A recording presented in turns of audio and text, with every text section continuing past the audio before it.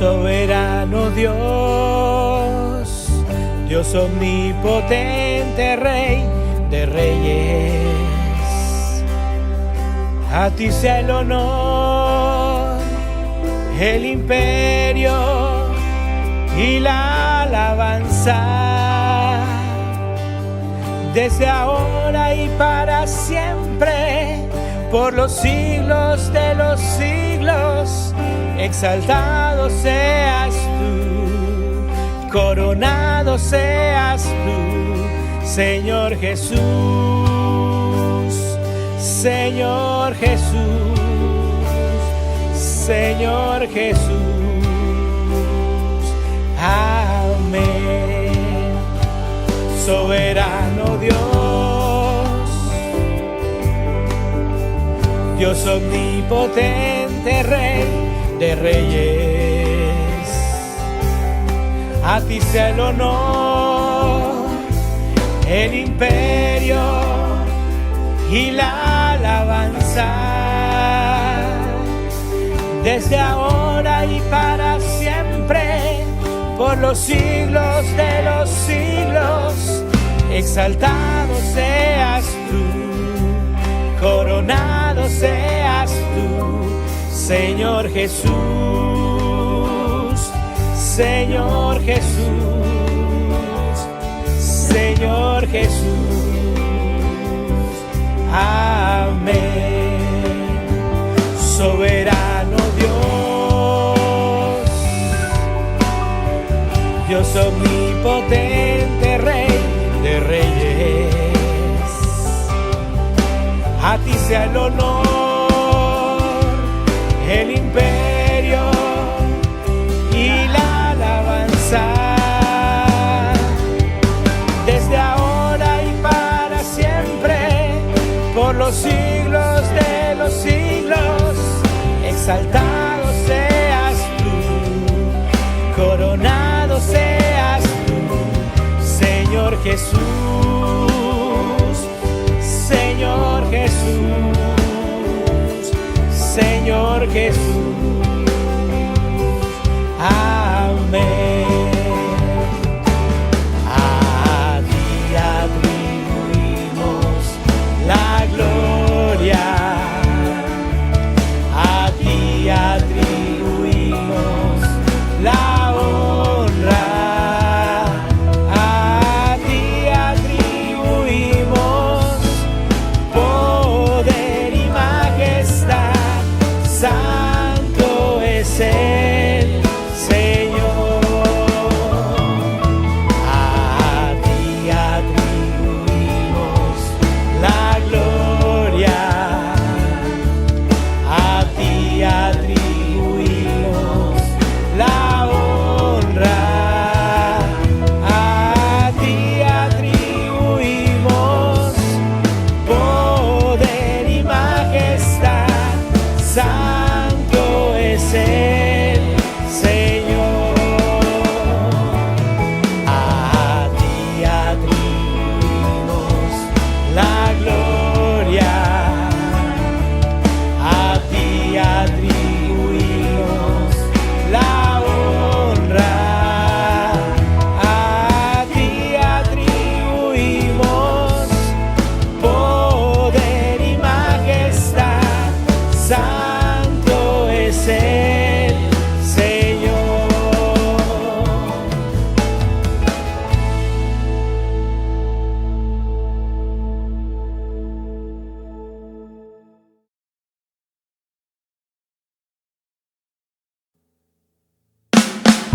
Vamos todo el mundo a adorar, vamos en familia a clamar, vamos todo el pueblo a buscar el rostro de Jesús, el rostro de Dios. Ven a mi casa, nuestra casa con Dios. Ven a mi casa, nuestra casa con Dios. Ven a tu casa, nuestra casa con Dios. Ven a tu casa, nuestra casa con Dios.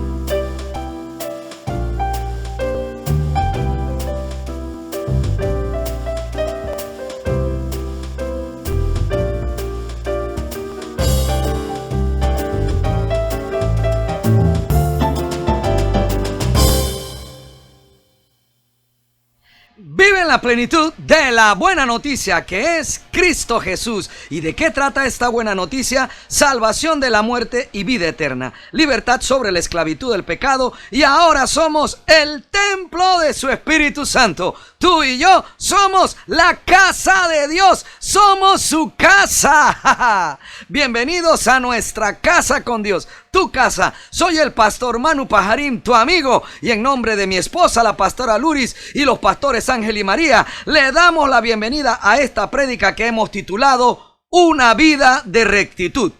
¿Llevamos una vida de rectitud usted y yo? Pensamos que al enseñar que debemos llevar una vida de rectitud es una enseñanza legalista, religiosa. Hablemos de eso entonces. ¡Empecemos!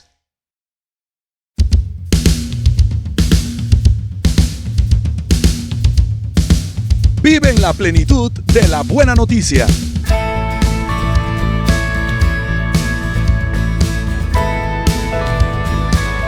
Somos la Iglesia Cristiana Nuestra Casa con Dios.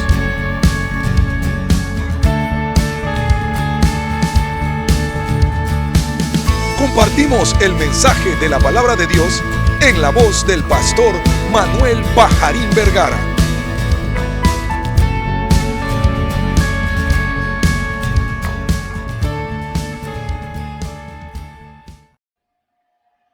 Regularmente, cuando hablamos de vivir una vida de rectitud conforme a la voluntad de Dios en su palabra, la Biblia, muchos expositores de la gracia del nuevo pacto en Cristo piensan: ya vienen a hablar de nuevo de legalismo y de religiosidad otra vez.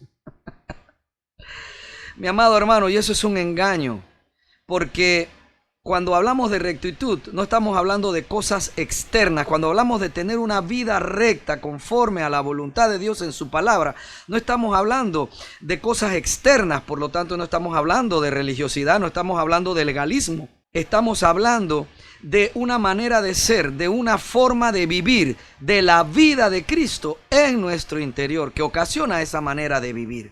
Estamos hablando de las cosas que son trascendentales, de las cosas que son importantes, que son las cosas que salen desde nuestro corazón, desde nuestro interior, porque lo que contamina al hombre no es lo que entra por la boca, sino lo que sale de ella, es lo que dijo Jesús. Así que no estamos hablando de cómo te vistes, si qué comes o no comes, si guardas de un día en especial o si no guardas de un día, mi querido hermano. No estamos hablando de eso, estamos hablando de que llevar una vida recta es la consecuencia de una vida interior en Cristo.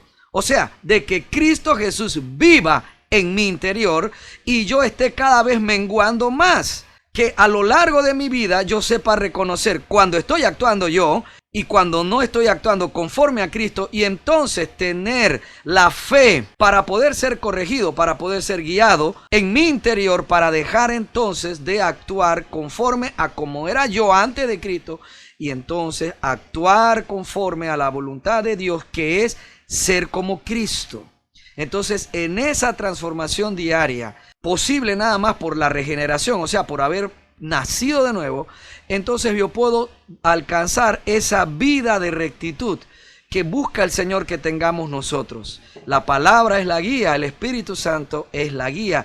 Cristo mismo es el ejemplo a seguir de esta vida de rectitud que no se alcanzó a través de cumplir, de seguir, de observar la ley de Moisés.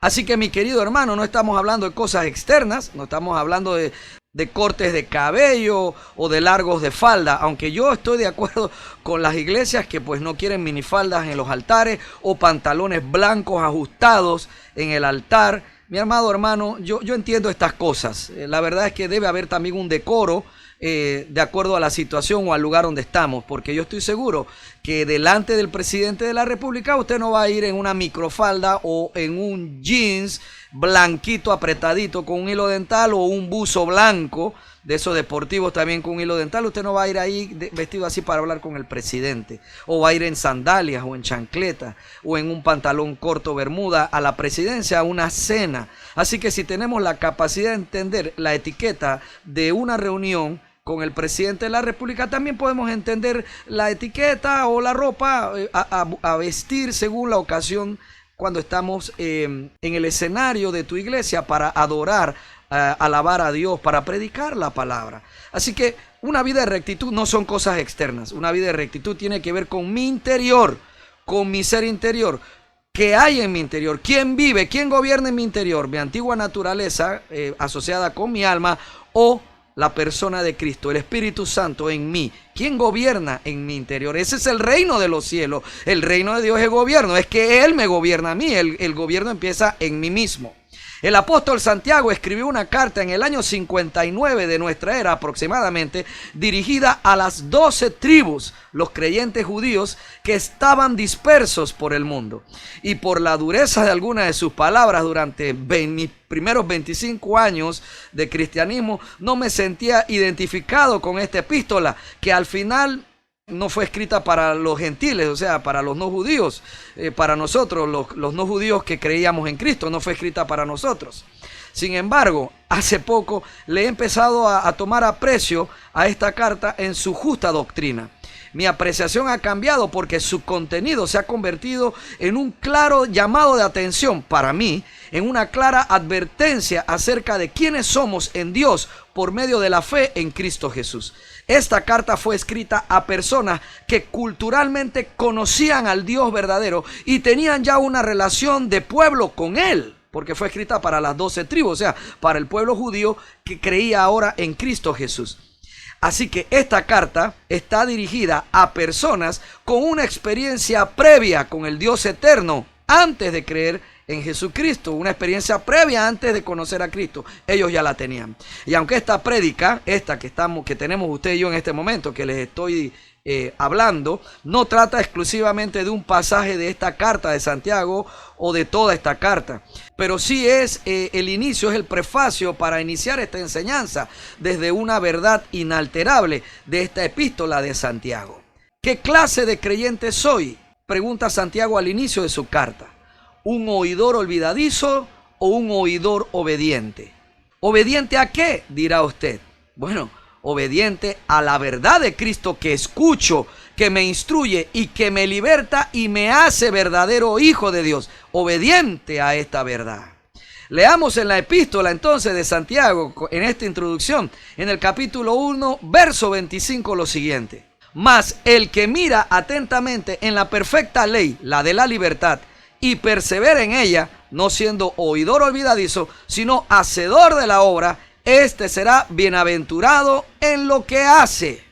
Dice en la Nueva Traducción Viviente: pero si miras atentamente en la ley perfecta que te hace libre y la pones en práctica y no olvidas lo que escuchaste, entonces Dios te bendecirá por tu obediencia. Y me gusta porque aquí está claro, Santiago, aún escribiéndole a ese pueblo judío convertido a Cristo, le dice que los que miran atentamente en la perfecta ley, la de la libertad, y ahí está refiriéndose a Cristo Jesús, y si perseveramos en ella, ese es el llamado nuestro como cristianos, perseverar en esta verdad de Cristo, en la ley de Cristo, en su amor, en su fe, en la esperanza segura de vida eterna que Él nos ha prometido, y que en Cristo, en esta ley, la que liberta, nuestro llamado es ponerla en práctica. Mi amado hermano, el que mira y escucha la perfecta ley, la de la libertad, no la que esclaviza, la que te hace libre y es obediente a ella, será bienaventurado en lo que hace, bendecido por Dios por su obediencia a esta ley que liberta, a Cristo. La perfecta ley que nos hace libres, la que liberta, es Jesucristo. Es la obra de su vida, porque Cristo no pecó nunca y cumplió toda la ley de Dios dada a Moisés. Eso hizo a Cristo el cumplimiento y el fin de la ley para todos los que creemos en Él. Toda la enseñanza de esta buena noticia, el Evangelio, nos conduce a vivir agradando a Dios y vivir alejados de la influencia de este mundo sin Cristo y del pecado. Meta que no logró cumplir la ley por sí sola. El problema es que como Cristo tardaba en venir, Santiago tuvo que empezar a escribir estas cosas, porque muchos estaban empezando a ser oidores olvidadizos y estaban volviendo hacia atrás, hacia la antigua manera pecaminosa, vana de vivir. Así que Santiago les escribe a los creyentes judíos convertidos a Cristo en su carta, diciéndoles que así como tenían que ser obedientes a la ley de Dios dada a Moisés, fuesen ahora obedientes a la fe en Jesucristo. No se vuelvan, les decía a las 12 tribus, a los judíos creyentes en Cristo, no se vuelvan ustedes también oidores olvidadizos, como lo fueron también con la ley de Dios dada a Moisés, porque no es que eran perfectos en ese tiempo, no es que eran perfectos cumplidores obedientes a la ley de Moisés. Al no ser un cumplidor obediente perfecto a la ley, eras imperfecto, porque si no cumplías uno de sus estatutos, de sus mandatos de la ley, eras incumplidor de toda la ley. O sea, por faltar a una cosa ya la violabas toda, no la cumplías toda, tenías que cumplirla toda para poder ser perfecto según la exigencia de la ley. Y este es el mensaje de Santiago a las 12 tribus, mi amado hermano. Es que Santiago entendía que si la ley dada a Moisés había sido dada para llevar una vida fuera del pecado, cuánto más mi vida ahora como creyente en Cristo debe estar apartada del pecado si creo ahora en una verdad cuya ley en Cristo sí me liberta. Ahora más que nunca debo actuar en esta libertad. Vuelvo a decirlo entonces, el problema es que como Cristo tardaba en venir, muchos estaban empezando a ser oidores olvidadizos. Estaban dejando de obedecer a Cristo, así mismo como habían dejado hacía muchos siglos atrás de obedecer la ley de Dios. Es que la ley de Dios no se puede obedecer así por mis propias fuerzas. Así que la pregunta se hace cada vez más vigente, en vista que han pasado casi 2000 años y Cristo no ha regresado todavía por su iglesia. ¿Qué clase de creyente soy? ¿Qué clase de creyente eres? ¿Un oidor olvidadizo o un oidor obediente? ¿Obediente a qué?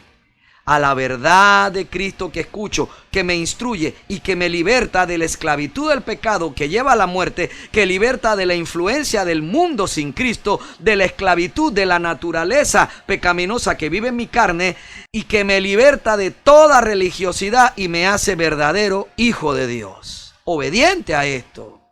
¿Soy obediente a esta libertad o soy oidor olvidadizo y no pongo en práctica lo que aprendo acerca de mi fe en Cristo?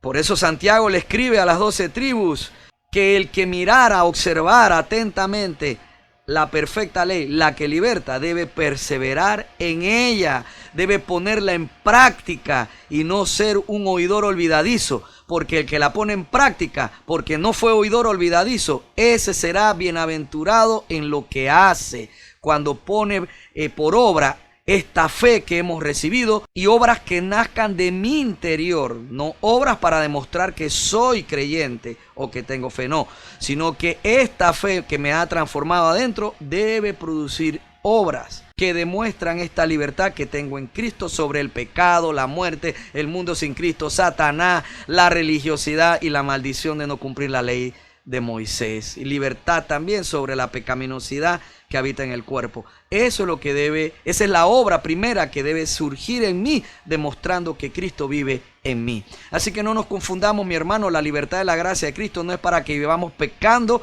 con el permiso de Dios porque creemos en Cristo. Ya como estoy perdonado en todo, yo puedo hacer lo que me da la gana. No, de ninguna manera. Cristo murió para nuestro perdón de pecados y para darnos el derecho de la vida eterna. Y esta redención de Dios y reconciliación con Dios nos ha provisto de la libertad sobre los poderes que esclavizan a la humanidad, libertad que no daba por sí sola la ley de Dios dada a Moisés. Así que Cristo en su sacrificio y muerte en la cruz por nosotros y en su resurrección de la muerte nos hizo libres de la esclavitud del pecado que lleva a la muerte, de la influencia del mundo sin Cristo, te lo estoy repitiendo, de la esclavitud de la naturaleza pecaminosa que vive en mi cuerpo, de la maldición por no cumplir la ley de Moisés, y nos libertó de toda religiosidad, nos hizo libres de Satanás y de su segunda voluntad. Entonces la gracia de Cristo, que nos ha librado de todas estas cosas y nos ha introducido en el reino de Dios, en el gobierno de Dios, en nosotros mismos primeramente, nos ayuda a vivir en rectitud delante de Dios, como no lo puede hacer la observancia de la ley de Dios dada a Moisés, porque nadie por sus fuerzas puede cumplir esa ley. Escuchemos entonces la buena noticia, el evangelio de Cristo, y no olvidemos lo que Cristo ha hecho a favor nuestro, y pongamos en práctica esta verdad. que ahora por la fe en Cristo Jesús podemos vivir agradando a Dios, haciendo su voluntad, porque somos verdaderamente libres y podemos entonces llevar una vida de rectitud. Al respecto de esto, escribió el apóstol Pedro en su segunda epístola, capítulo 1, del verso 3 al verso 9. Mediante su divino poder, Dios nos ha dado todo lo que necesitamos para llevar una vida de rectitud. Todo esto lo recibimos al llegar a conocer a aquel que nos llamó por medio de su maravillosa gloria y excelencia. Y debido a su gloria y excelencia, nos ha dado grandes y preciosas promesas. Estas promesas hacen posible que ustedes participen de la naturaleza divina. O sea, ahora nosotros nos hemos puesto a Cristo como si fuera ropa nueva. Ahora nosotros hemos nacido a una vida nueva. Somos una persona nueva. Somos una nueva criatura. Porque nosotros somos partícipes de la naturaleza divina, que es Cristo mismo, quien ahora vive en nosotros y desplaza en nosotros por medio de la fe en Él esa vida pecaminosa pasada que teníamos. Cristo vino a cambiar esa naturaleza que teníamos, vendida al pecado, y nos dio su naturaleza, que es conforme a Dios. ¡Wow! Leo de nuevo. Estas promesas hacen posible que ustedes participen de la naturaleza divina y escapen de la corrupción del mundo causada por los deseos humanos.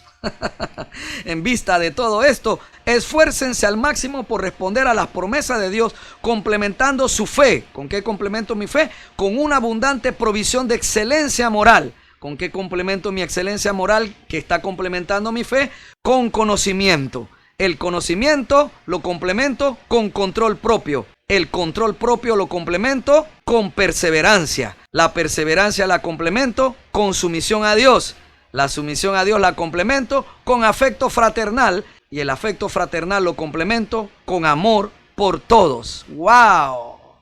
¡Qué hermosa palabra! La fe se va complementando con todos estos atributos en los cuales yo participo desde mi fe en Cristo a darme a mí mismo. ¡Wow! ¿Vio que nosotros no somos títeres? Nadie es títere en las manos de Dios, mi amado hermano. El Señor sí, ya estableció esas obras de bien en las cuales usted y yo vamos a vivir y andar en ellas antes que el mundo existiera. Es cierto, es verdad. Pero también Dios estableció que usted y yo participamos en esas obras y participamos en todos los aspectos de nuestra vida cotidiana. ¿Cómo participamos? Aportándole a nuestra fe estas virtudes. Así que el apóstol Pedro nos dice, ya que Dios, por medio de la fe en Cristo, nos ha dado todo lo que necesitamos para llevar una vida en rectitud. Mi amado hermano, que Dios nos pida llevar una vida de rectitud no es algo imposible, no es religiosidad, no es una meta falsa, no es una fantasía, porque dice el apóstol Pedro, ya que Dios, por medio de la fe en Cristo, nos ha dado todo lo que necesitamos, Él ya nos dio todo lo que necesitamos para llevar una vida de rectitud. ¿Qué es todo lo que necesitamos? ¡Su Espíritu Santo! Y la palabra de Dios escrita, que es Cristo mismo. Mi amado hermano, la palabra es espiritual y tenemos al Espíritu Santo. Y nosotros hemos nacido ahora a una vida espiritual. Todo está unido para darnos este éxito. ¿Cuál es este éxito? Llevar una vida de rectitud. Dios nos dio todo. Nos dio la palabra, nos dio el Espíritu Santo y nos hizo nacer en el Espíritu. La palabra es espiritual, el Espíritu Santo es espiritual, y si yo ahora soy un ser espiritual, entonces yo puedo ser instruido, ser formado diariamente a la voluntad de Dios, que es ser como Cristo. Porque ahora ya yo entiendo estas cosas, porque yo también soy un ser espiritual, mi querido hermano. Así que ya que Dios, por medio de la fe en Cristo, nos ha dado todo lo que necesitamos para llevar una vida de rectitud, nos toca a nosotros añadir a nuestra fe virtud, conocimiento, dominio propio, paciencia, piedad, afecto fraternal y amor. Primero, virtud, excelencia moral. Me gusta cómo lo dice la Nueva Traducción Viviente. Dice, en vista de todo esto, esfuércense al máximo por responder a las promesas de Dios, complementando su fe, añadiendo a nuestra fe una abundante provisión de excelencia moral. Virtud. Mire, nada más con lo que es virtud, o sea, una excelencia moral, tenemos para hablar muchísimas horas, muchas horas. De verdad que sí. Excelencia moral. Wow. Ya que he recibido todo lo que necesito para llevar una vida de rectitud, me toca a mí añadirle a mi fe para esa vida de rectitud, virtud, excelencia moral. Es algo que me necesito preguntarme, mi querido hermano, cuando descubrimos a hermanos en Cristo teniendo relaciones sexuales antes del matrimonio o fuera del matrimonio y son cristianos. Ahí es un momento de preguntarse, ¿dónde está la excelencia moral? ¿En qué me ayuda o le da virtud a mi fe el tener relaciones sexuales antes de casarme o en el adulterio, o sea, fuera del matrimonio? ¿En qué me ayuda? ¿Beneficia esto mi fe? Pastor, pero es que vivimos en esta carne y todavía somos débiles, pastor. Usted tiene que entender que estamos en un proceso. Me gusta también mi personaje ese, el cristiano religioso, legalista. Sí, porque cuando el legalista peca, cuando el religioso, el cristiano religioso peca, entonces ahí sí está en un proceso. Cuando los demás pecan, no, ellos no están en un proceso. Palo con ellos, crítica, disciplina con ellos. Hay que ponerlos en disciplina, pastor. Hay que darles con todo, porque acuérdese que la palabra dice que una pequeña porción de levadura leuda toda la masa, así que hay que pararlos, pastor. Sí, pero cuando son ellos los del adulterio, cuando son ellos los de la fornicación, o sea, tener sexo fuera del matrimonio, antes del matrimonio, entonces están en un proceso, la carne es débil. Mi amado hermano, todo creyente actual requiere preguntarse en lo que haga. ¿Esto añade una excelencia moral, añade virtud a mi fe? El cuando nadie me esté viendo acostarme con esa otra persona me añade excelencia moral. Tomar dinero corrupto de políticos corruptos para mi economía familiar o para la iglesia, porque lo estamos recibiendo para fondos de la iglesia, es una virtud que puedo añadir a mi fe, es una excelencia moral. Beber cualquier tipo de licor hasta embriagarme le añade virtud, excelencia moral a mi fe. Volver a consumir drogas de cualquier tipo le añade virtud, excelencia moral a mi fe. Pegarle a mi mujer, a mi esposa, le añade virtud a mi excelencia moral a mi fe. Querer controlarla a mi esposa con malas palabras, con celos, con pesquisas a su ropa de trabajo, a la ropa interior, para ver dónde anduvo, con quién anduvo. Eso le añade moral, le añade virtud. Y viceversa, a las mujeres que hacen eso con la ropa de los esposos, andando verificando, revisando el celular, lo que tiene en las redes sociales, eso le añade virtud. Pastor, pero si no hacemos esas cosas, anda por ahí revisando, yo no sé en qué anda, y ella a veces necesita que yo la esté supervisando. Mi querido hermano, si uno de los dos cónyuges necesita que el otro cónyuge lo esté supervisando, Cristo no está en el interior de esa persona aún, por lo menos no como la palabra dice que Cristo fue dado para vivir en mi interior. No voy a decir que la persona no se sienta atraída por Cristo y no esté tratando de ser cristiana, pero cuando la persona está en malos pasos, yo tengo que estar de verdad vigilándola porque está en malos pasos. Cristo no está siendo formado en el interior de la persona. Lo más probable es que no ha nacido de nuevo. Cristo no es su Señor. El reino no es el gobierno interno en esta persona. Así que necesitamos seguir orando por esta persona para que se le revele Cristo, para que pueda nacer de nuevo, para que pueda en ese nuevo nacimiento, en esa regeneración, ser ayudada por el Espíritu Santo, transformada por el Espíritu Santo, guiada por el Espíritu Santo y la palabra de Dios, la Biblia, que es Cristo también. Así es que todo lo que hago, lo que pienso, lo que veo en la internet, lo que veo en el celular, en las computadoras, en la televisión por cable, mi pregunta es, ¿eso que estoy viendo le añade excelencia moral a mi fe, le añade virtud a mi fe? Pastor, entonces uno no puede ver nada pues en la televisión ni nada, porque mire cómo están todas las películas ahora.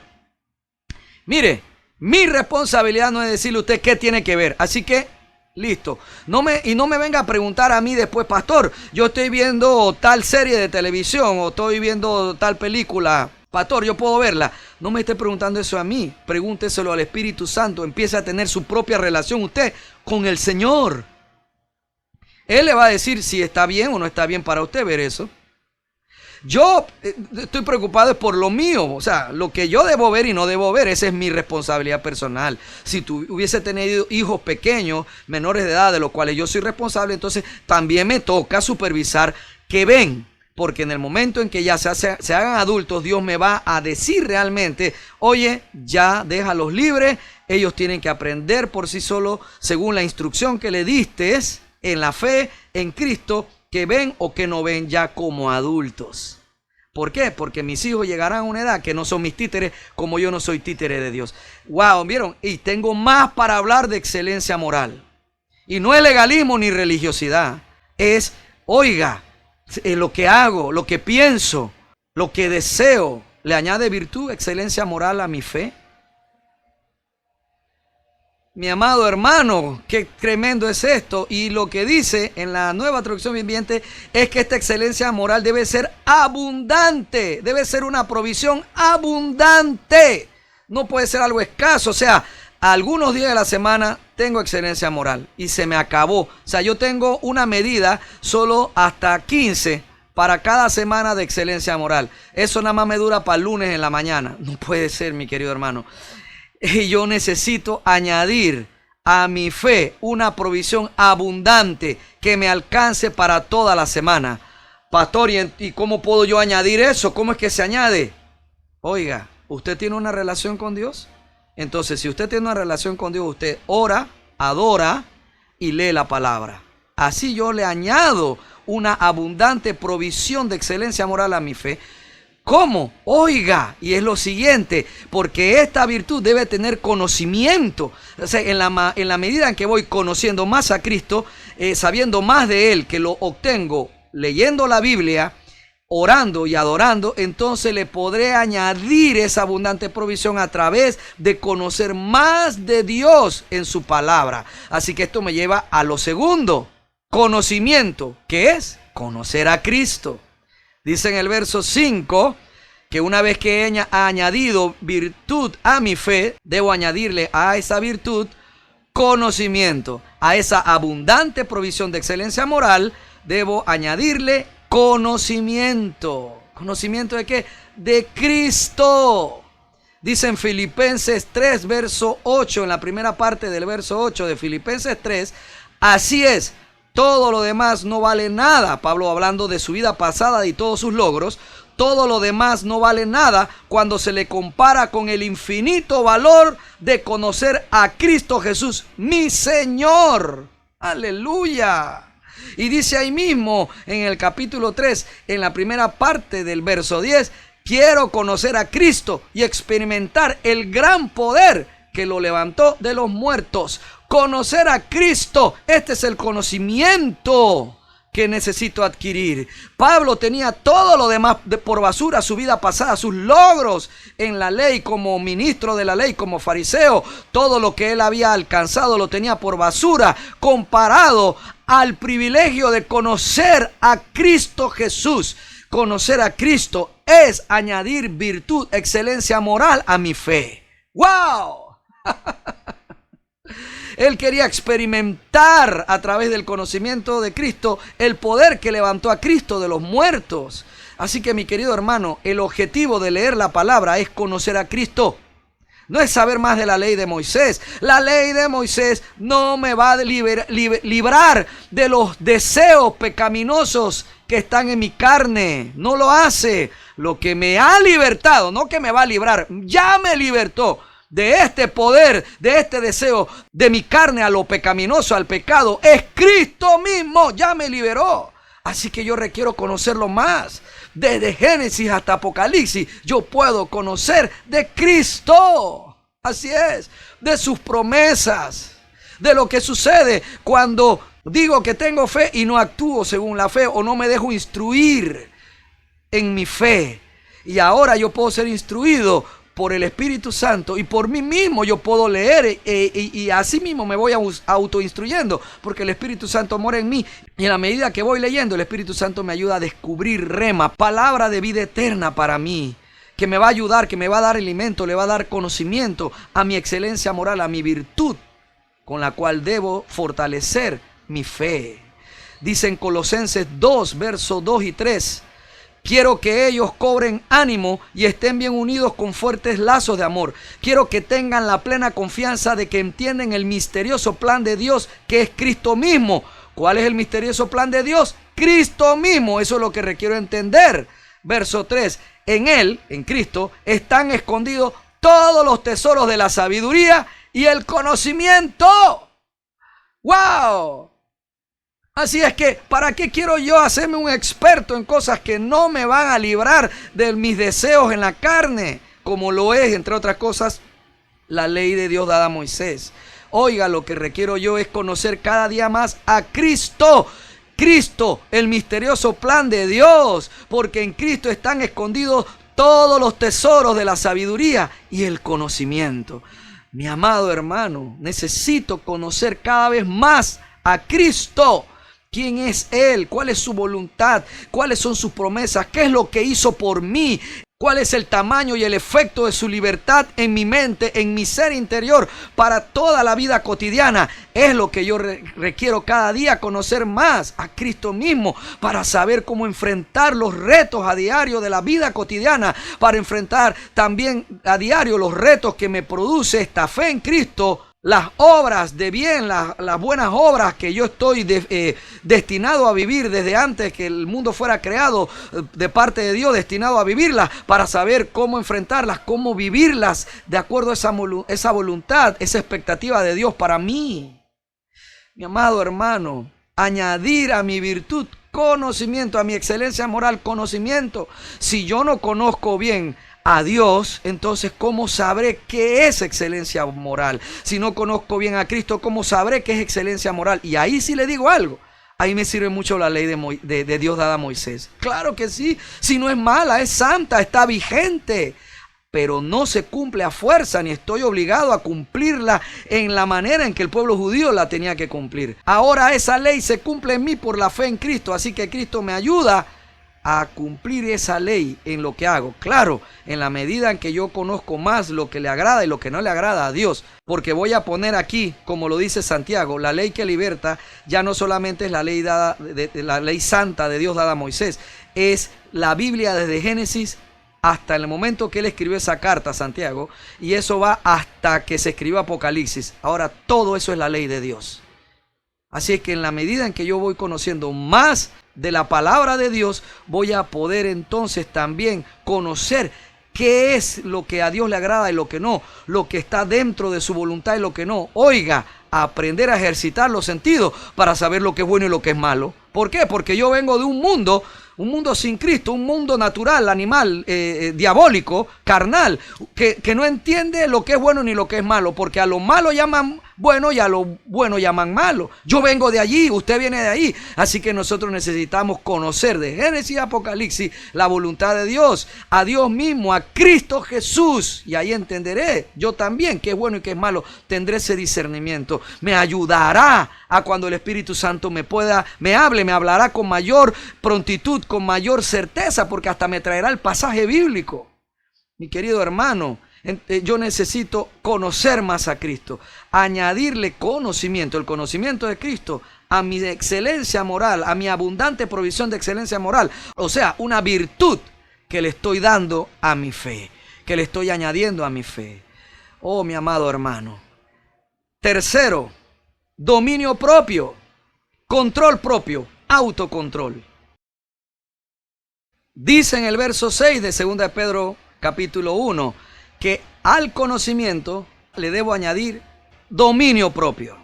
Wow, o sea que a ese conocimiento que tengo de Cristo, que voy cada día aumentando de Cristo, debo añadirle a ese conocimiento dominio propio. O sea, debe verse en ese conocimiento que tengo de Cristo, debe verse un resultado en mi dominio propio, en mi autocontrol, en mi control propio, mi amado hermano. Porque Cristo no me llamó a mí a vivir en desorden, Cristo no me llamó a vivir en pecado, no me llamó a vivir en amargura, en angustia, no me llamó para que yo viviera sin paz, Cristo no me llamó para que yo ande en conflicto, para que yo esté buscando cómo vengarme de lo que me hacen los demás o lo que le hacen a personas a las que yo amo. Cristo no me llamó para eso.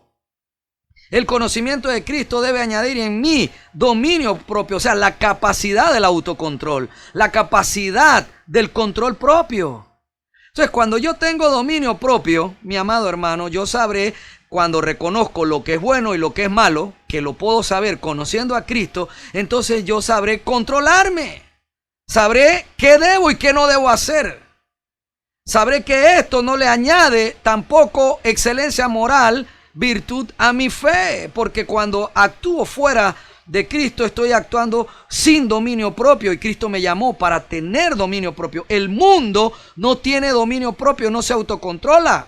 Oiga, hay hombres casados que cuando ven una muchacha más joven que les gusta, ¿tú crees que tienen dominio propio? ¿Usted cree que tienen autocontrol? No, hombre, al contrario, esa voy para allá, voy para allá. Hombre, ¿qué va? Entonces, cuando nosotros que creemos en Cristo no hacemos lo mismo, nos llaman homosexuales, que no nos gustan las mujeres, tontos. No, mi amado hermano, yo prefiero verlo como es. Tengo dominio propio. Te están arrastrando a la discusión, al pleito, al problema, al conflicto, a ir a jueces de paz, a ir a poner abogados, a ir a jalarle el cabello a personas por ahí o a darle guante a alguien. ¡Ey! Dominio propio. ¿Tú estás llamado para eso? ¿O estás llamado para dejarle a Dios que se encargue de ser tu vengador? ¿Ah? O la escasez económica te lleva a perder el dominio propio y acepto el dinero ese corrupto, mal habido que viene de la política. O aceptar hacer negocios ilegales, ya no en la política, sino afuera violando la ley, porque necesito el dinero. No, mi querido hermano, la escasez no me puede gobernar. El reino de Dios es mi gobierno ahora. El reino es Cristo. Entonces tengo dominio propio y digo, no, ¿sabes qué? Aguantamos hambre. Pero así no hacemos eso. No vamos a ganarnos ese dinero de esa manera. El pastor te está diciendo, oiga, no vaya allá, deje a ese familiar en paz, déjelo que medite, Dios le va a ayudar a usted a que ese familiar venga en sí, se dé cuenta de lo que está haciendo. Entonces, ¿usted qué hace? Le hace caso a Dios a través del consejo del pastor. Pero si va allá y le dice un poco de cosas a ese familiar, ¿usted actúa en dominio propio? No, hombre, no. Actuó como actúa la gente sin Cristo allá afuera, que son ingobernables. Así que el autocontrol, el control propio, el dominio propio es autogobierno, la capacidad de ser gobernable. ¿De ser gobernable por quién? Por Cristo, por el Espíritu Santo. El problema, mi amado hermano, es que muchos de nosotros los cristianos es que somos ingobernables. Y somos ingobernables porque no hay dominio propio, no tenemos ese autocontrol. Así es que el conocimiento de Cristo me debe llevar a entender qué me conviene y qué no. Y ahí viene el libre albedrío, que sí tenemos en Cristo. Y entonces ahí yo ¿qué hago? Me sujeto a la voluntad de Dios. ¿Cómo lo hago? Yo mismo participo. Así es, yo mismo me sujeto. Yo mismo me domino a la voluntad de Cristo, de lo que es bueno, de lo que es agradable, de lo que es perfecto, de lo que no violenta el amor de Cristo, su voluntad. Te lo repito de nuevo, entonces me sujeto, ahí tengo dominio propio. Y ese dominio propio se lo añado a mi conocimiento en Cristo, dando como resultado una excelencia moral, virtud a mi fe. Cuarto, paciencia, que es perseverancia. Dice en el verso 6, al conocimiento, dominio propio. Al dominio propio, paciencia. O sea, al control propio le doy perseverancia. Eso es lo que es paciencia, perseverar. Dice en Santiago, casualmente, en capítulo 1, versos 3 y 4, lo siguiente. Sabiendo que la prueba de vuestra fe produce paciencia. ¿Cuál es la meta de toda prueba de mi fe? Producir paciencia. Porque la paciencia, verso 4, mas tenga la paciencia su obra completa. ¿En quién? En mí.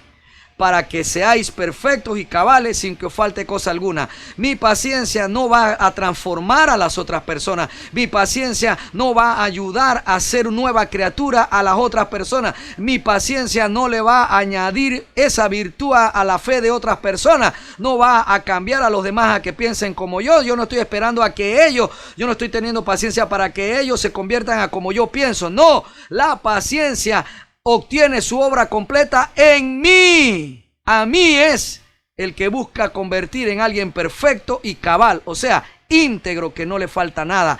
Esa paciencia me lleva a mí a hacer obra completa, a estar listo, mi amado hermano.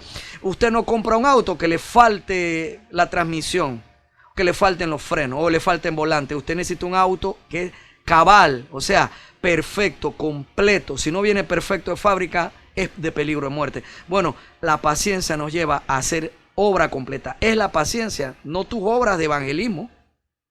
Así que hice una pausa ahí porque tengo tanto que decir, pero ya se me acaba el tiempo, mi amado hermano.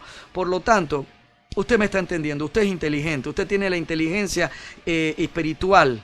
Así es que usted sabe que estoy hablando. La paciencia me ayuda a mí a ser completo.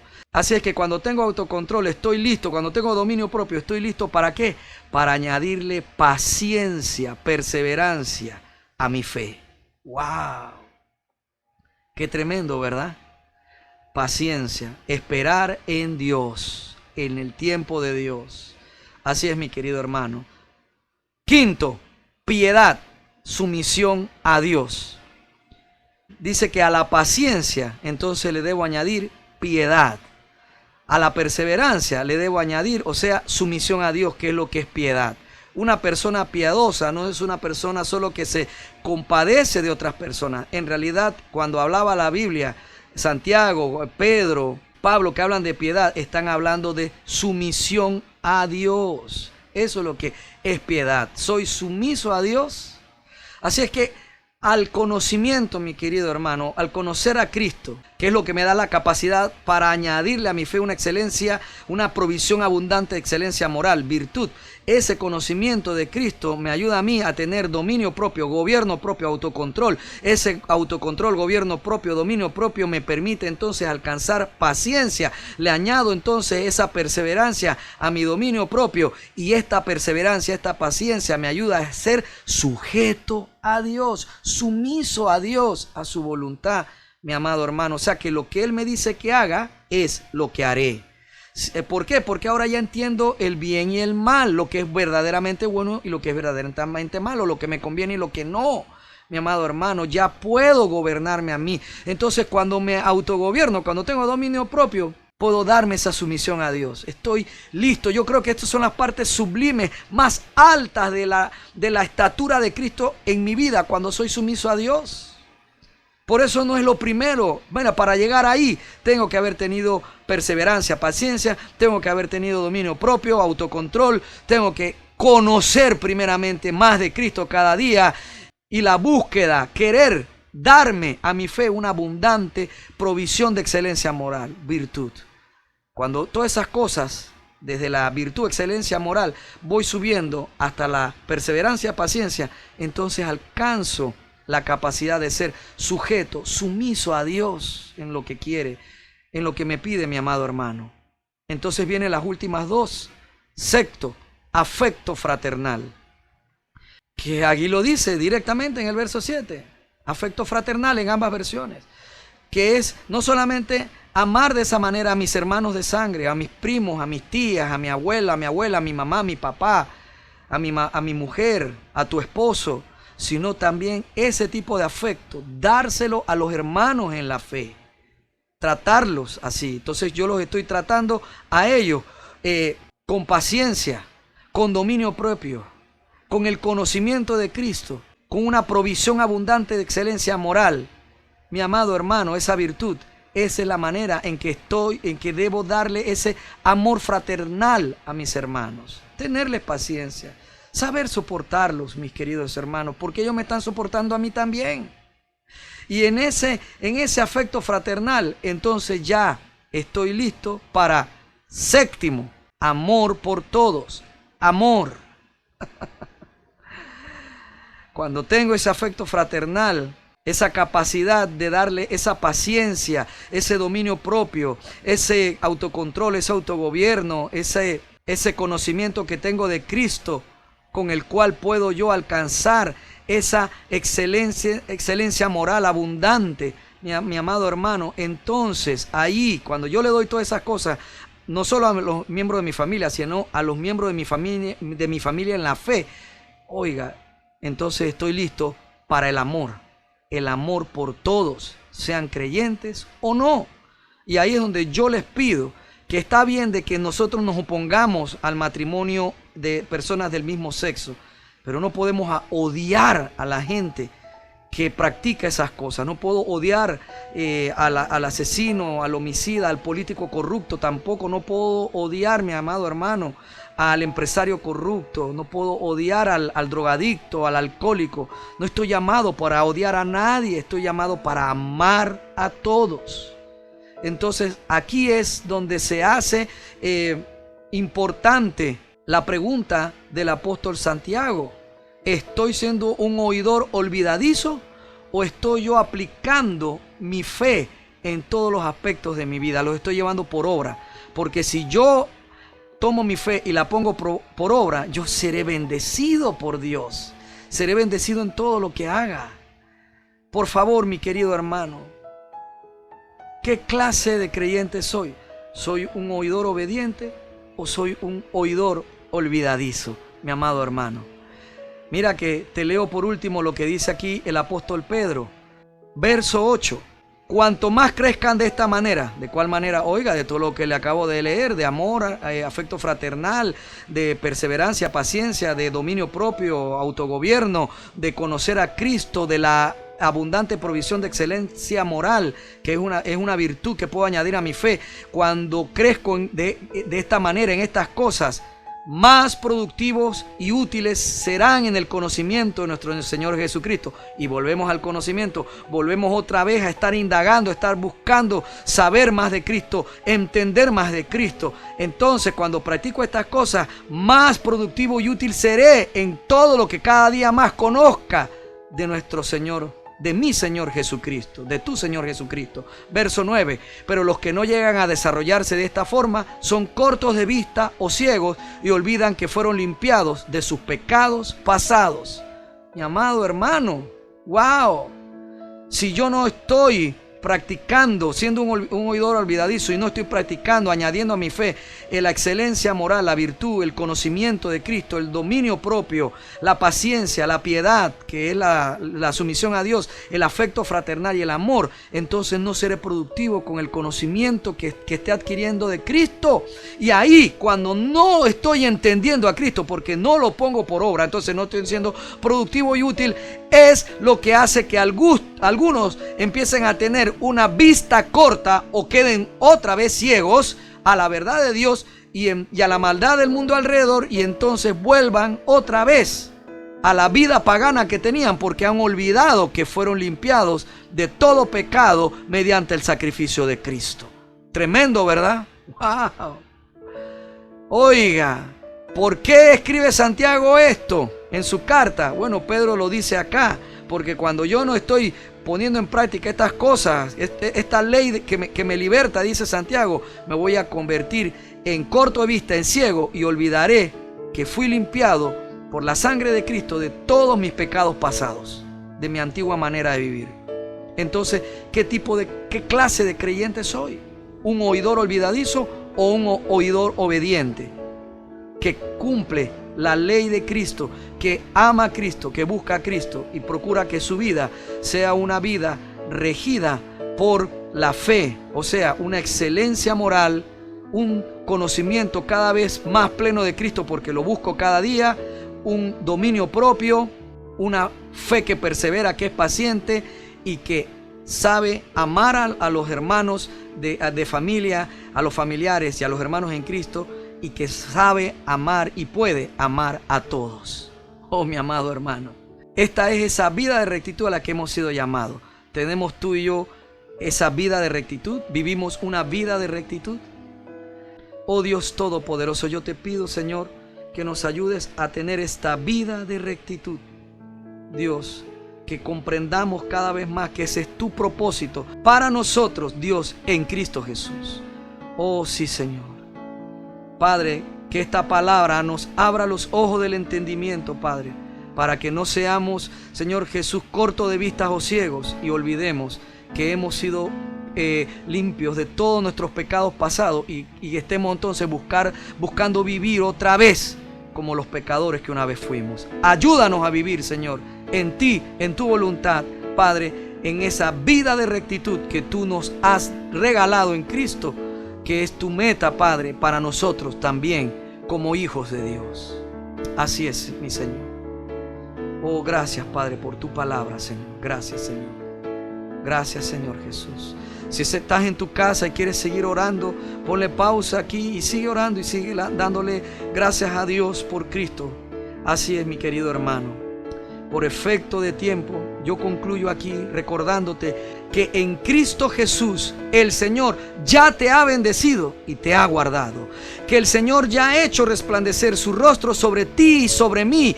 Y que en esa cruz de Cristo tuvo ya de ti y de mí misericordia. Que en la resurrección de Cristo de la muerte, el Señor alzó permanentemente su rostro sobre ti y sobre mí, y que el Señor Jehová ha puesto en ti y en mí, nos regaló en Cristo su paz, para que tú y yo seamos llenos del conocimiento de su voluntad en toda sabiduría e inteligencia espiritual, para que tú y yo andemos como es digno del Señor, agradándole en todo y llevando fruto en toda buena obra y creciendo cada día más en el conocimiento pleno de nuestro poderoso Dios y de nuestro amado Salvador Jesucristo. Amén y amén. Gracias, mi querido hermano, por haber escuchado toda esta prédica. Muchas gracias. Así es. Recuerda que hemos sido llamados a vivir una vida de rectitud en Cristo Jesús. Esta es nuestra casa con Dios, tu casa, y yo soy el pastor Manu Pajarín, tu amigo. Nos vemos en la siguiente prédica.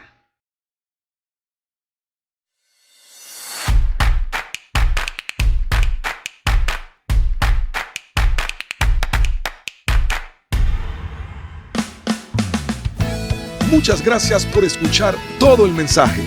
Rogamos a nuestro Señor Jesucristo que sea de bendición para tu vida. Recuerda, lee tu Biblia y congrégate en una iglesia cristiana que predique que Jesucristo es el Señor y que también enseñe la libertad del nuevo pacto de la gracia de Dios por medio de la muerte y resurrección de nuestro Señor Jesucristo. La iglesia cristiana Nuestra Casa con Dios está ubicada en Panamá Oeste, Arraiján, Vista Alegre, Vía Panamericana, en la Plaza Víctor, local número 12, frente a Cochés. Vamos todo el mundo a adorar. Vamos en familia a clamar. Vamos todo el pueblo a buscar el rostro de